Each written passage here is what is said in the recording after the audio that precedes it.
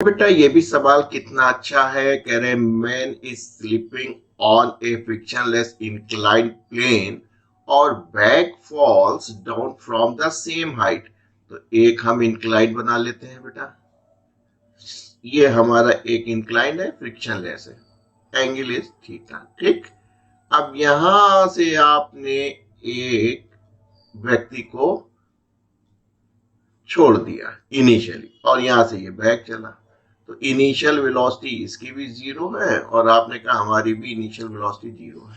Height दोनों की same है। इसको आपने कहा सर हमको h चलना पड़ेगा और अगर इसको इस बेस पे आएंगे तो आपने कहा कि हमारी जो दूरी होगी वो सपोज s होगी, s डिस्टेंस चले। दोनों रिलीज हुए हैं, ड्रॉप हुए हैं, यानी कि इनिशियल वेलोसिटी जीरो है।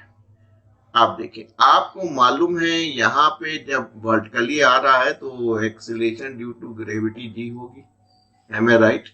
ऐसे केस में आपने कहा फार्मूला तो वही है, v square equal to u square plus 2gh, am I right. Back की वेलोसिटी आपने v से रिप्रेजेंट कर लिए, इनिशियली जीरो है, 2gh आ जाएगा, या आप कह सकते हैं कि बैग की जो वेलोसिटी है वो 2gh है।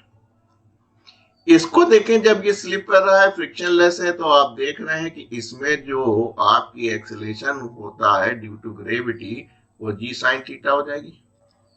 ऐसे सूरत हाल में अगेन लगाइए, कहीं ये मैन की वेलोसिटी इनिशियली जीरो पे था 2as, या आपने कहा मैन की velocity initially zero plus 2a की जगह g sine theta into S.